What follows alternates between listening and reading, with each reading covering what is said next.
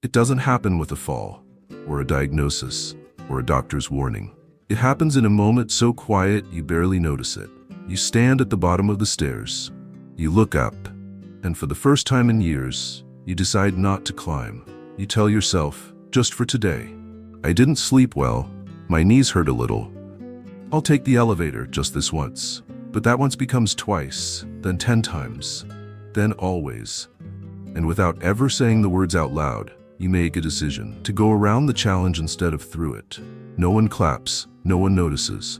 There's no drama, just a silent shift from strength to surrender. Most people think aging happens in hospitals, in charts, in pills, in test results. But I've learned, after decades of listening to stories and watching lives change, that aging often begins with small choices we make when no one is watching. The day you stop climbing the stairs isn't about the stairs. It's about the quiet moment your body whispers, push through, and your mind answers, not today.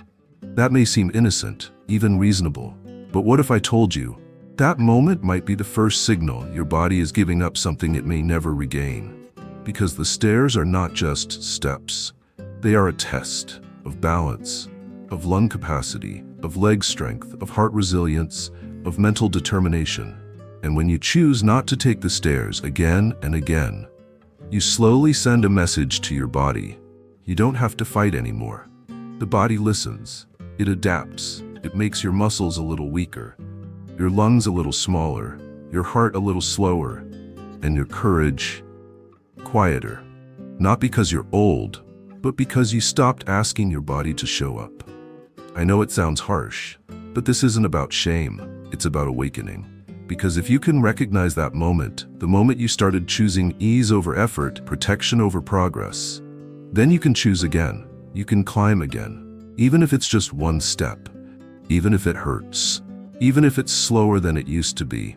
Because that step is more than movement. It's a signal to your brain. I still want to live. I still want to fight. I still want to rise. So today I ask you, can you remember the day you stopped climbing? Because that day might have changed more than your routine. It might have changed your body's belief in you. But the beauty is, you can climb back into that belief, one slow, sacred step at a time.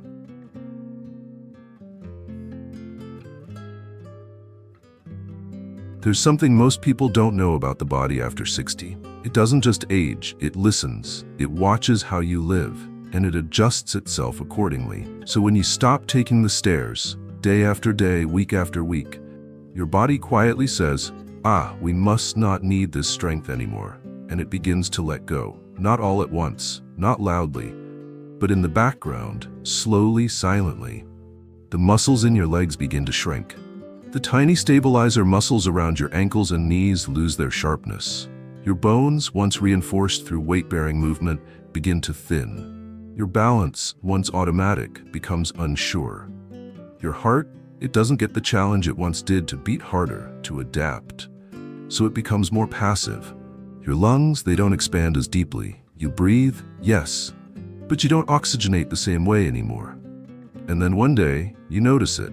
A shortness of breath when you walk a little faster, a tightness in your legs after standing, a hesitation at the curb, a fear of falling where confidence once lived. But by then it feels too late, so you sit more and move less, and the body continues its quiet retreat. Here's what science tells us. By the time most adults reach 70, they've lost up to 30% of their muscle mass compared to their younger selves. Not just from aging, but from disuse. From sending the message day after day, I don't need this anymore. And the stairs, they were the test. One of the last daily challenges that naturally preserved your strength, balance, coordination, and independence. Think about it. Climbing stairs engages every major muscle group in your lower body. It strengthens the heart. It activates your brain's spatial awareness system. It increases bone density. It keeps the nervous system alert and responsive. In fact, in medical studies, stair climbing ability is now considered a predictor of longevity. Yes, whether you can still climb stairs is strongly associated with how long and how well you will live. So, when you stop doing it, Not because you can't, but because you choose not to. You're unknowingly accelerating the very decline you're afraid of. But here's the part that breaks my heart.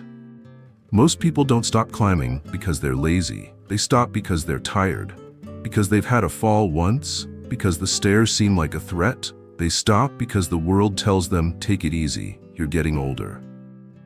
But easy isn't always kind. Sometimes easy is what erodes you.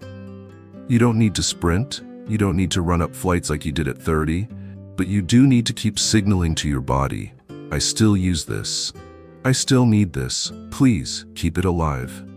Because the moment you stop giving your body that message, it stops believing it needs to hold on. And that's when the real fading begins. We often think decline begins with disease, with a diagnosis, with something dramatic. But more often, it begins with permission. The quiet kind, the kind we give ourselves without realizing the cost. I'll just skip the stairs today. I'll sit down a little longer. I'll move later. And slowly, those small choices become identity. The body, loyal as it is, adjusts to your new commands. Until one day, movement feels foreign, effort feels dangerous, and what once felt normal now feels impossible. But these aren't just patterns, they're stories. I want to tell you one now. A story about a man I once knew, someone who reminded me just how quietly strength can slip away, and how meaningful something as simple as a staircase can be.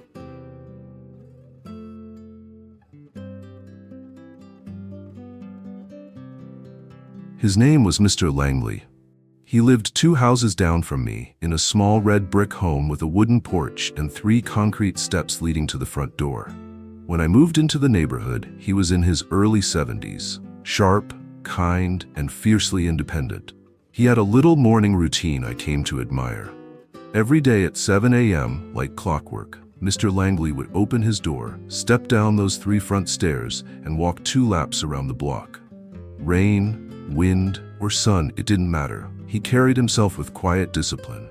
One morning I asked him, "How do you keep moving like that every day?" He smiled and said, "Because the day I stop walking those steps is the day I start dying." I laughed. He didn't. He just nodded softly. But then, something changed. One winter there was ice on the ground. Mr. Langley slipped, not on the stairs, but on a patch near the mailbox. It wasn't a serious fall. No broken bones. But his confidence fractured.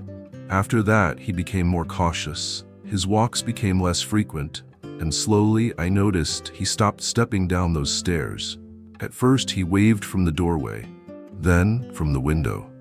Then, not at all. By spring, a new addition appeared on his house, an electric stair lift.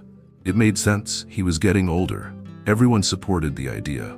Why take the risk? But something about it didn't feel like safety. It felt like surrender. Over the next year, I watched as his posture changed. He moved slower, his shoulders curled inward. His steps, once brisk and steady, became hesitant. He was still Mr. Langley, but something in his spirit had dimmed. One afternoon, I sat with him in his living room. We talked about books, weather, old times, and then out of nowhere he said, "I used to feel strong. Now I just feel like I'm managing decline." I asked him what he missed most. He didn't mention vacations or career or youth. He said, "I miss walking up my own stairs without thinking." I didn't know that was freedom until I lost it. And that moment stayed with me, because that's what we often forget. The things we stop doing aren't always taken from us. Sometimes we give them up quietly, telling ourselves it's safer, but in doing so, we give up something much greater. We give up proof. Proof that we can still carry our weight. Proof that we can still rise, literally and figuratively. Proof that the body, though aging, still responds to challenge. Mr. Langley passed away 2 years later, not from illness, but from a slow unraveling that began the moment he stopped trusting his legs, the moment the stairs stopped being his ritual. I don't share this story to make you afraid. I share it to remind you there is no shame in taking things slowly. But there is great risk in stopping altogether.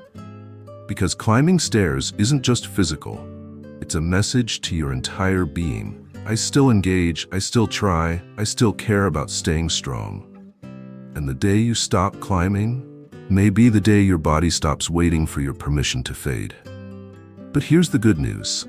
If you're listening to this now, it means you still have time to choose differently.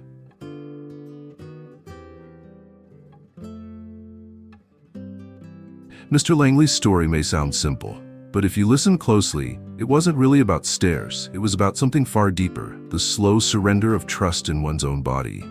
And the truth is, he's not alone. There are thousands, millions of people just like him. People who didn't fall, didn't get sick, didn't give up intentionally. They just slowly stopped asking more of themselves. Which brings us here.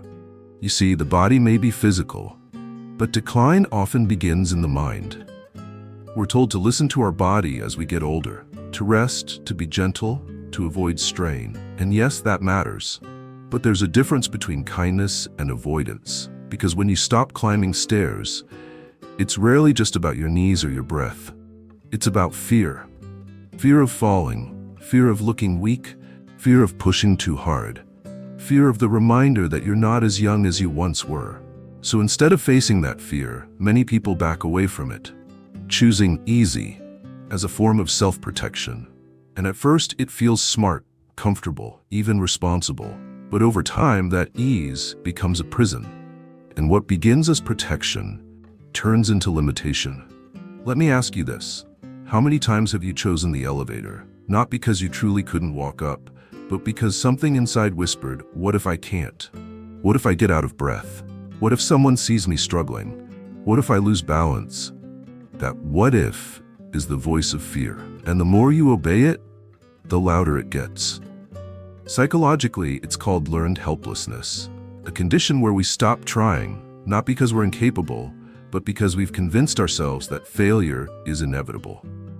And for older adults, this mindset is especially dangerous, because when you stop testing your edges, when you remove all resistance from your life, you stop growing, you stop adapting, you stop engaging with the very things that keep you alive. Stairs, in this sense, are a metaphor. They represent the small, daily struggles that build resilience, the effort that maintains function, the gentle challenge that tells your body, you still matter. But here's something hopeful. The brain is plastic. The body is responsive. Even after 70, even after 80, the moment you choose to climb just one step, you're sending a message to yourself. I'm not finished. I may be slower, but I'm still strong. I still believe in what my body can do. And that belief, that's what keeps you upright. That's what keeps you steady. That's what keeps you from fading. So yes, fear is real, but so is recovery. So is retraining your mind. So is the small, quiet act of saying, today, I will not take the elevator, not because I have to, but because I choose not to retreat. You don't have to climb fast. You don't have to climb far. But you do have to keep climbing, because the stairs don't just lead to another floor, they lead back to your confidence, back to your independence, back to your sense of control over the life you still have.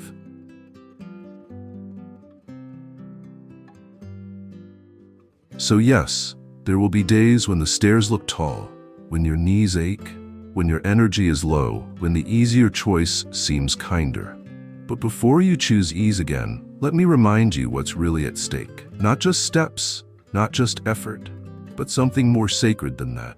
Your ability to rise. There's a quiet moment in every day, a moment when you decide how you will live that day. Not in grand gestures, not in big resolutions, but in a simple choice. Do I climb, or do I stay where I am? That question may sound physical, but it's spiritual too.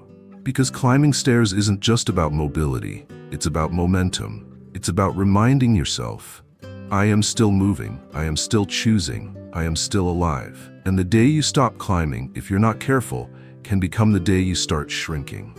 Not just in muscle, but in spirit, in courage, in belief. I've sat with people at the end of life. Do you know what they miss the most? Not the vacations, not the wealth, not the photos on the wall. They miss what their body once let them do, the little freedoms.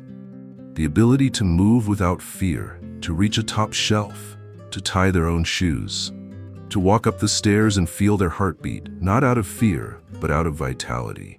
And here's the truth no one tells you. You don't lose those freedoms all at once. You lose them in the tiny, forgettable moments you stop asking your body to participate. But if you've stopped, you can start again, even today. Because climbing again doesn't mean sprinting. It doesn't mean pretending nothing has changed. It means honoring what remains and choosing to use it before it fades. So tomorrow, when you face that familiar choice, when you see the stairs and hear the voice that says, "Take the elevator," pause and ask, what kind of life do I want to protect today? A life of retreat or a life of gentle resistance? Your answer doesn't have to be heroic. It only has to be honest.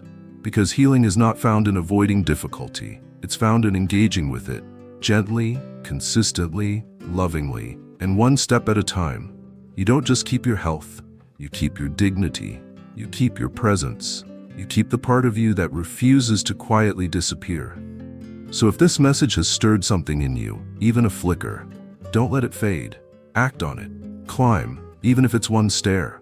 Even if you have to hold the rail, even if it takes longer than it used to, because the moment your foot lifts off the floor, you're rising, not just in body, but in spirit. And that, my friend, is what keeps you alive, not just longer, but deeper. If this message spoke to your heart today, we invite you to walk with us on this journey of gentle strength.